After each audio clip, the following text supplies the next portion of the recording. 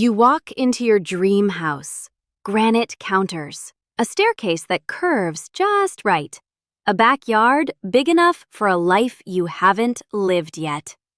And somewhere, underneath the excitement, there's a quiet, cold thought you don't say out loud. Can I actually afford this? Or am I just hoping I'll grow into it? Here's the part nobody tells you at the closing table. That feeling doesn't go away once you sign. It moves in with you. It sleeps in the guest room you never use. It sits at the dinner table while you eat cereal for dinner because the mortgage ate the grocery budget again. We've been sold a story that a bigger house means a bigger life. More rooms, more status, more proof that you made it. But what if the biggest financial mistake of your life isn't the one everyone warns you about? The flashy car, the credit card debt, the impulsive spending? What if it's the one wrapped in a bow? The one your parents cheered for? The one that comes with a real estate agent shaking your hand and saying, "Congratulations." What if it's the house? Stay with me, because by the end of this, you're going to look at square footage completely differently. Here's the problem. Nobody actually sits down and decides, logically, rationally, I want a bigger house because the math makes sense. That's not how it happens. It happens in a parking lot after a coworker mentions their new kitchen island.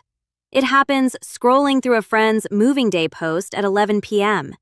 It happens the moment you realize your two-bedroom apartment suddenly feels small. Not because your family grew, but because everyone around you seems to be leveling up and you're standing still. That feeling has a name in behavioral economics.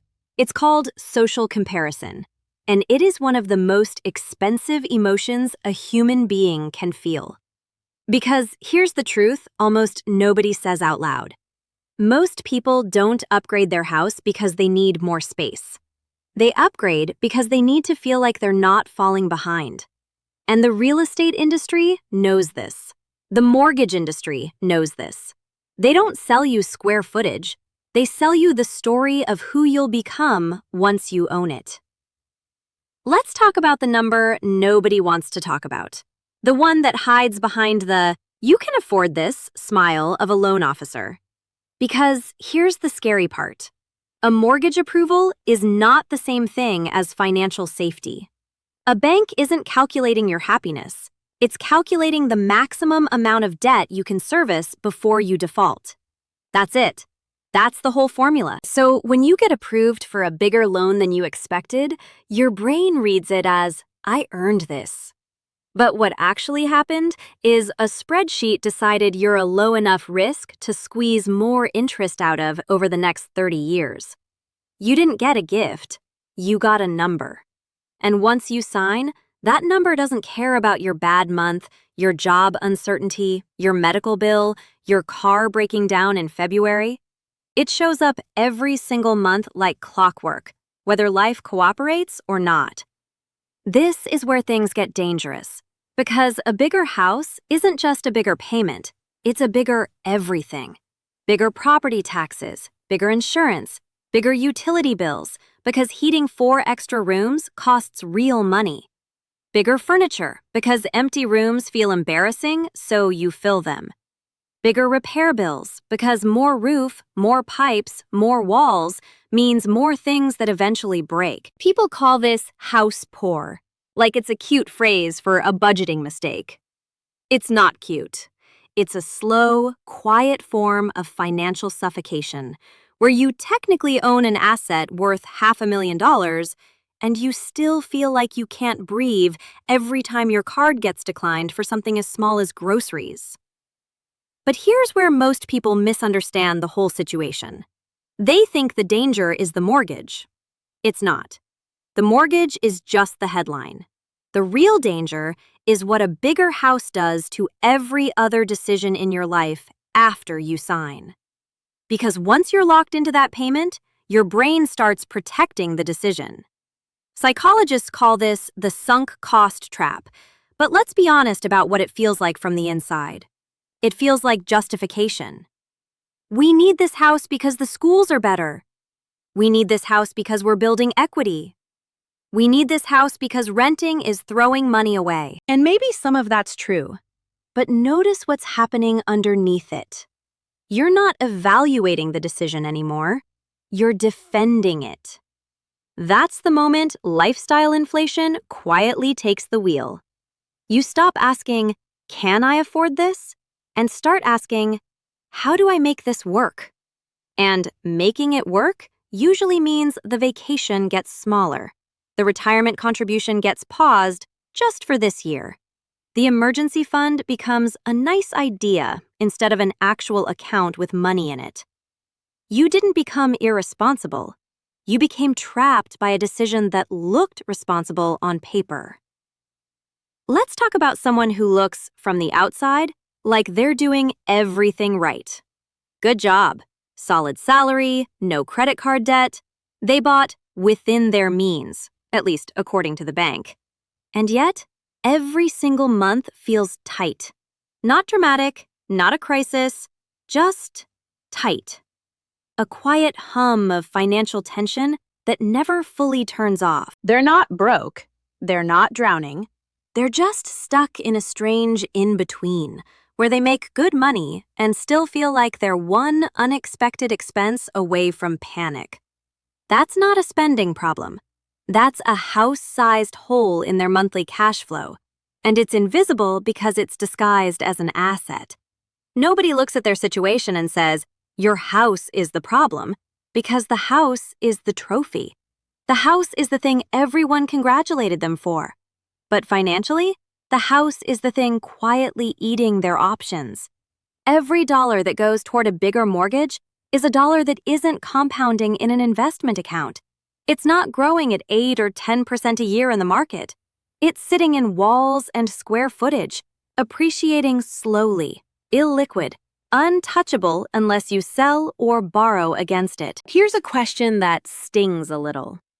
If your bigger house disappeared tomorrow and was replaced with the exact cash value of the extra money you're putting into it every month, invested instead, where would your net worth be in 15 years? For a lot of people, the honest answer is uncomfortable. And this is where modern life made everything worse. Because it's not enough that houses got more expensive. Social media turned every living room into a performance. You're not just buying a house anymore. You're buying content. The kitchen renovation reveal, the moving day post, the aesthetic home tour where everything is curated to look effortless, even though it took a second mortgage's worth of furniture to pull off. And here's the part that quietly wrecks people psychologically. You're not comparing your house to your neighbor's house anymore. You're comparing it to a filtered, styled, professionally lit version of thousands of houses you scroll past every single day. Of course your home feels small. Of course it feels like it's not enough. You're competing against a highlight reel with infinite contestants. This is fake wealth signaling, and it's one of the most exhausting financial traps of modern life. Because the goal keeps moving. There is no house big enough to fully satisfy a feeling that isn't about space at all. It was never about square footage. It's about not wanting to feel behind. And you cannot renovate your way out of a feeling. Let's talk about retirement, because this is where the bigger house decision quietly follows you for decades. Most people don't think of a mortgage payment as a retirement decision, but every extra $100 a month toward a bigger house is $100 that isn't going into a retirement account during the years compounding matters most. Money invested in your 30s has decades to grow. Money invested in your 50s has years. The exact same dollar at two different points in your life can be worth two completely different futures.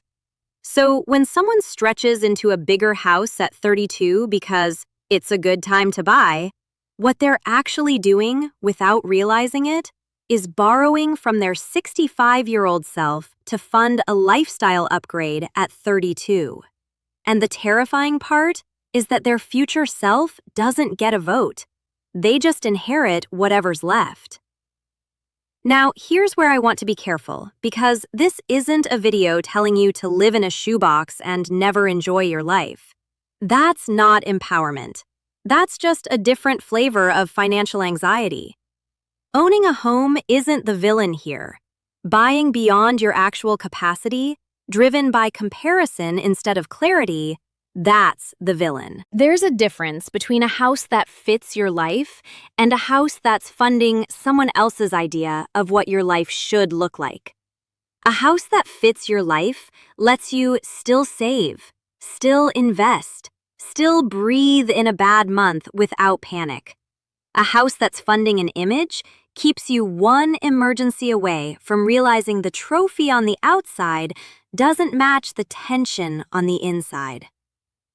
The real question was never, how big of a house can I get approved for? It's, how much of my future am I willing to trade for square footage I might not even need? So here's the shift. Not a guilt trip, a different lens.